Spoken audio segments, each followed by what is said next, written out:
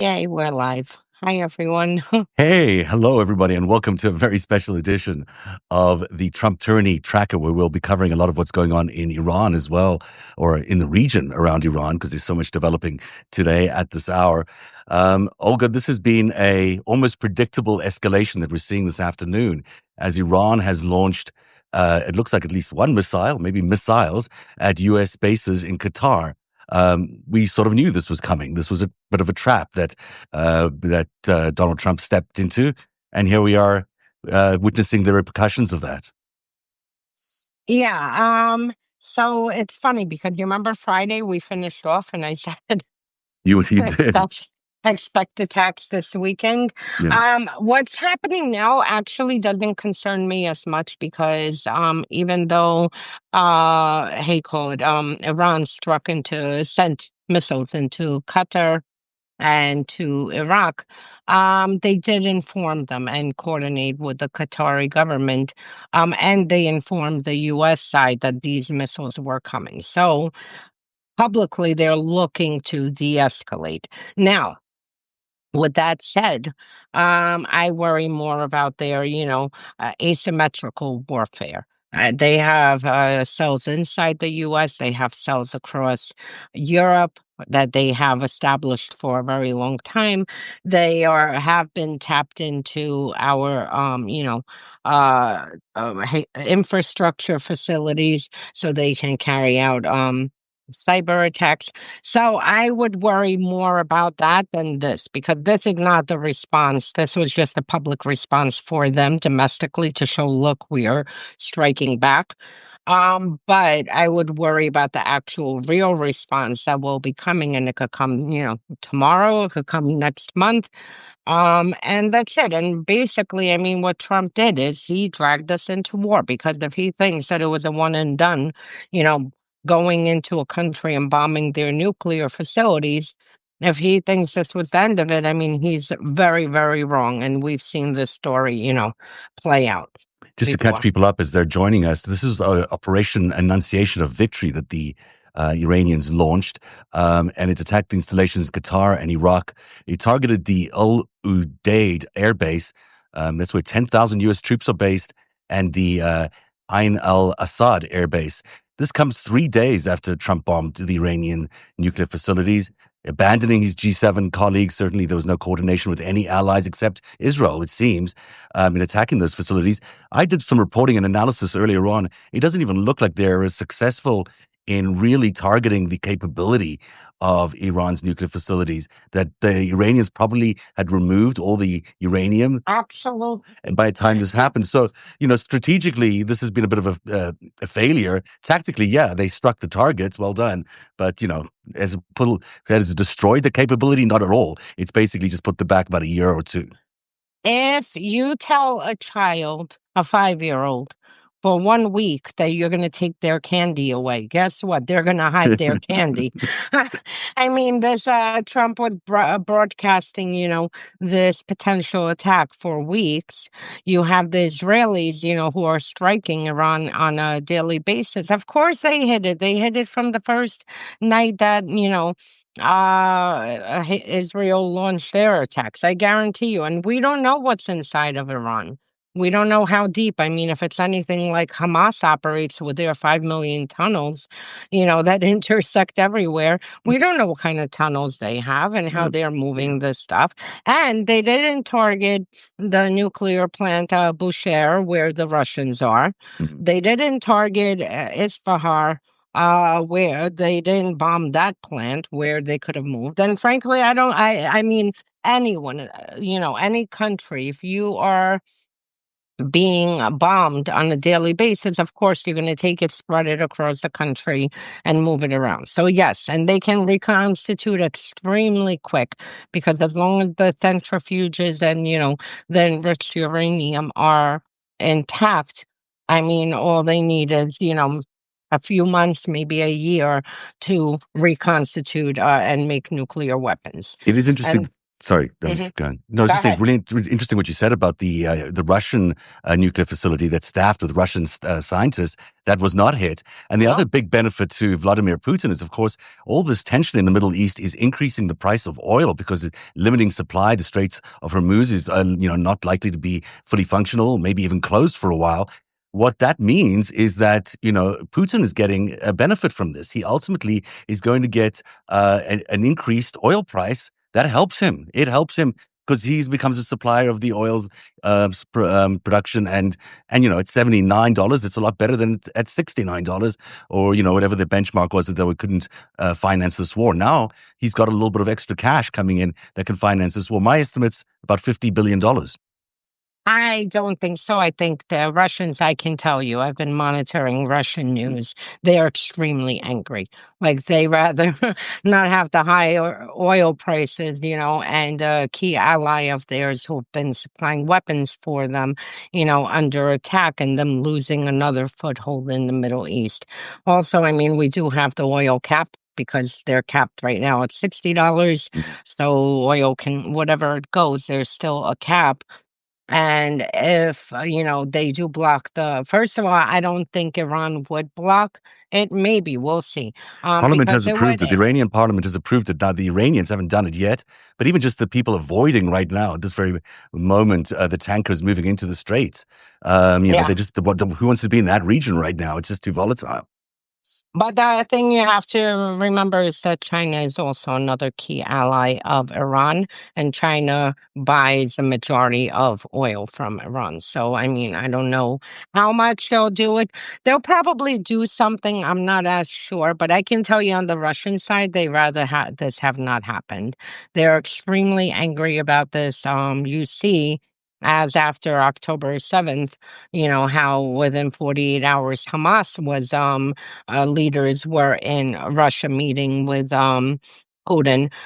You had yesterday the Iranian foreign minister and the whole delegation landing in Moscow for consultations with Russia today. So they frankly, honestly, would rather not have this done. Yes, it would drag the U.S. into another war and keep them occupied in the Middle East. But at the same time, it also disrupts a critical ally of Russia. And I can tell you just from the commentary, and the opinions, they're pretty furious about this. Yeah, I'm sure they are putting out that sentiment because it's their ally that's being attacked. But it's interesting that Putin, just before the attacks took place, said about Israel that he was letting Israel do what they needed to do and wasn't responding to Israel because there are so many Russians now living in Israel that he basically views it as a Russian speaking country almost. That was his exact quote. So he's Well, that allowing. I would take as a threat because Yeah, anytime Russia says we have to protect our Russian speakers, that right. usually leads to an invasion or But threat he's of using an it in the invasion. reverse. He's using it in the reverse way now by Yeah. saying that Israel needs to be protected because of that. He sort of gave them permission to keep doing it, and that deal with the Israelis around the Russian scientists as well. Seems to they've obviously had a conversation before this took place with the Yeah. Russians, and this is a bit performative what we're seeing. But the only person who's not perhaps clued into what's going on is Donald Trump, who seems to be out on a limb doing foreign policy by the seat of his pants, not consulting Congress, not consulting allies, just being completely, wild, really, and responding to what basically the vain, appreciation by Bibi Netanyahu, just appealing to his ego. Yeah, no, look, Netanyahu has wanted to bomb Iran, I mean, for as long as Bolton has. Mm, For decades.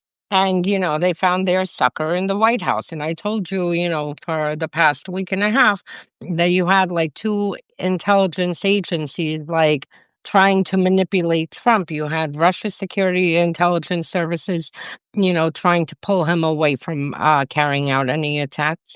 And they really activated everyone. I mean, you see every one of their Western shills and assets, attacking Trump for the past week. Then you had, on the other hand, Mossad, who's trying to, rein Trump in to attack. Apparently, Israel won this round.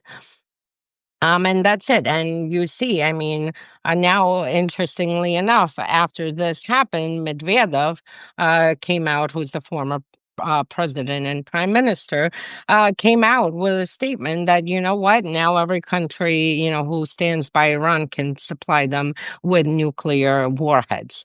I mean, he basically admitted to, you know, what the Russians have quietly been doing, which is supplying Iran with nuclear materials and helping with the enrichment, helping with their nuclear program for quite a long time. So they basically, admitted it publicly along with North Korea. So now, and then interestingly enough, today I didn't look in, I just saw a headline that apparently Trump now is attacking Medvedev.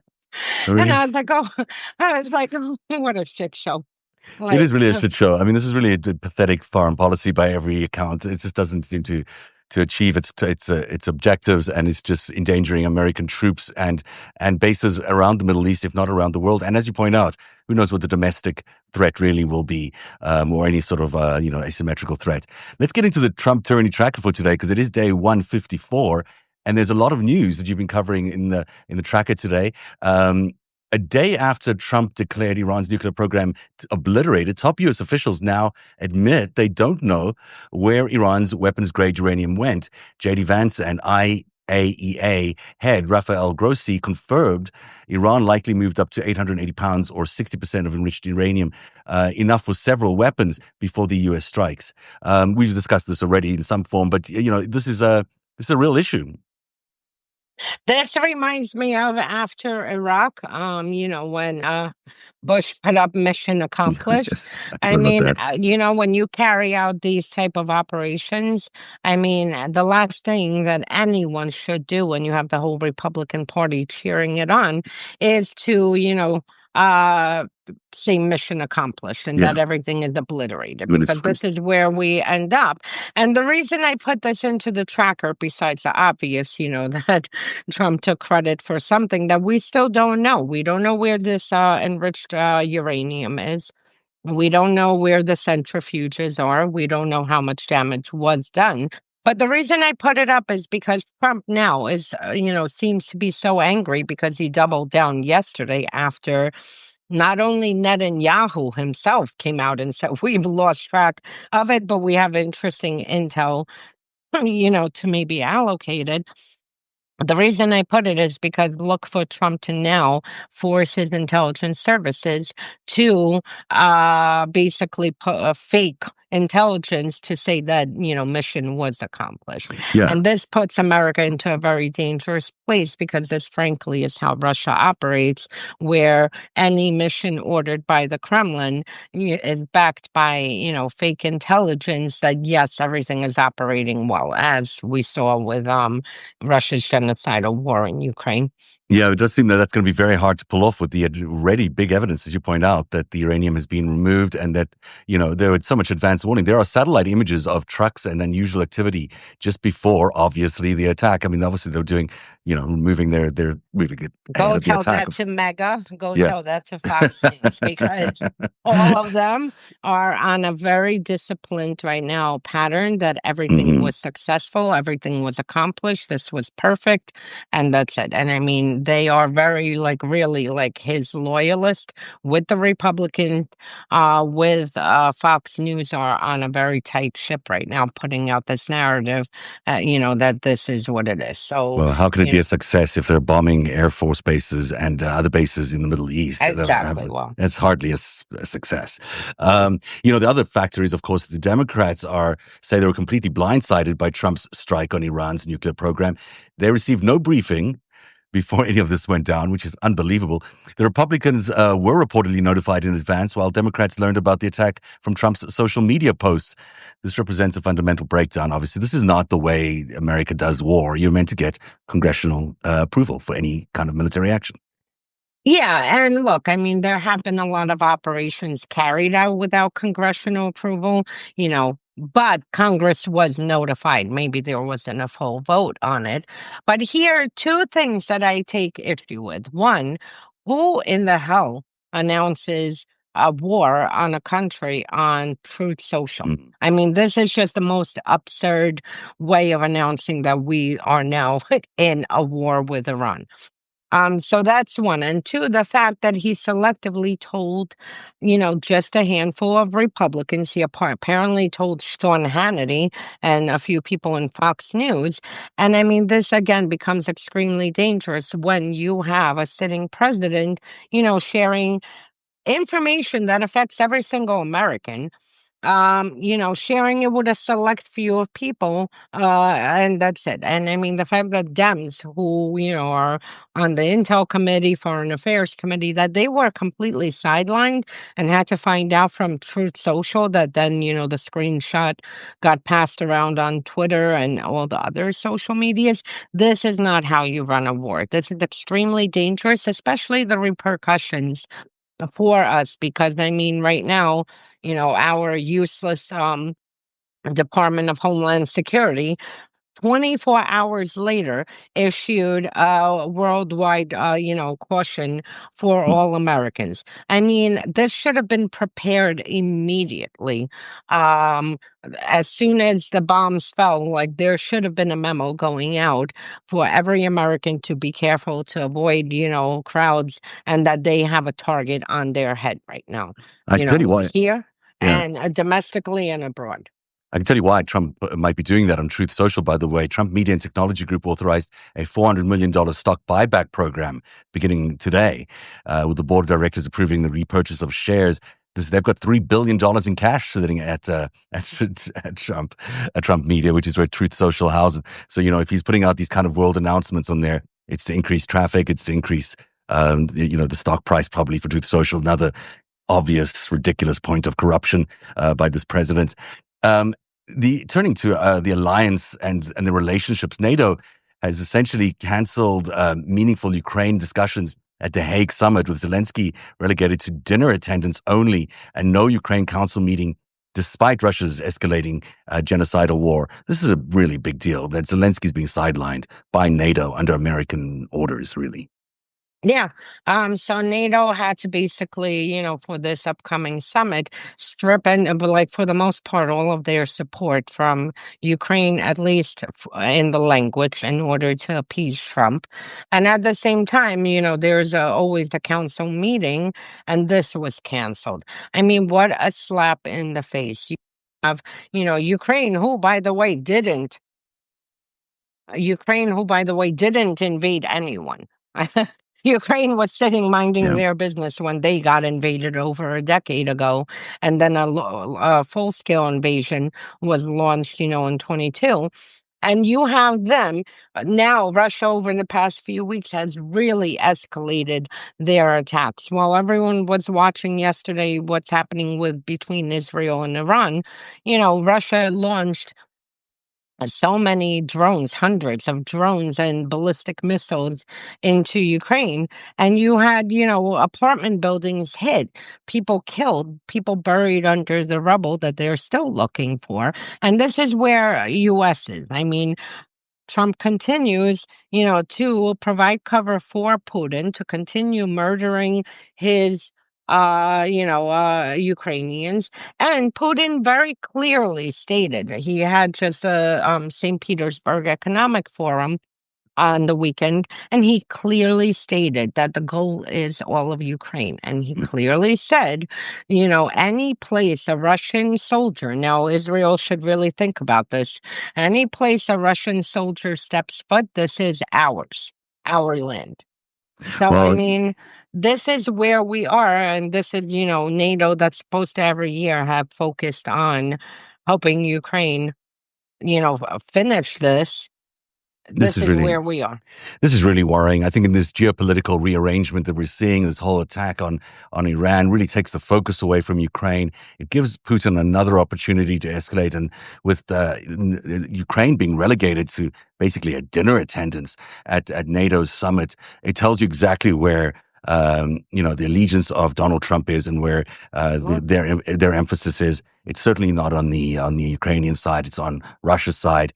And that changes the dynamics around the world a lot, especially if we're not going to be focusing all our efforts on these Middle East escalations instead of, helping Ukraine. That's a real tragedy. That is the Trump tyranny tracker for today. We'll also be Oh, back. one more. Oh, okay, go for it. Yeah.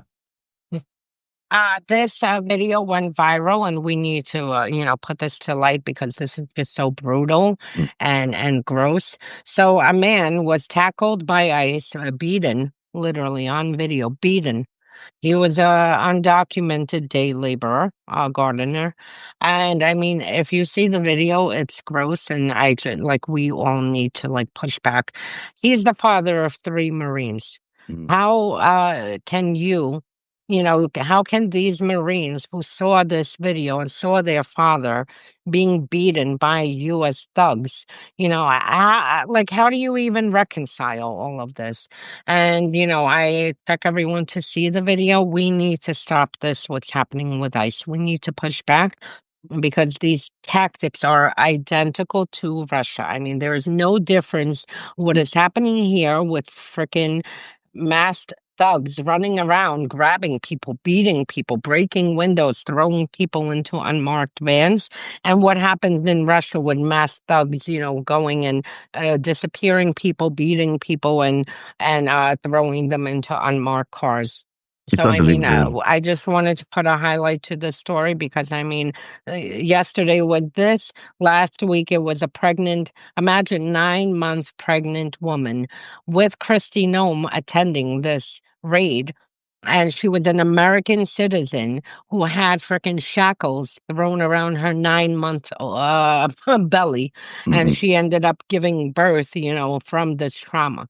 I mean, what are we doing? We're going to frickin' shackle pregnant women, beat, people who are just here trying to provide a living for, their family. And I mean, look at the job he did. He raised 3 men who became, Marines Marines, yeah. for our military.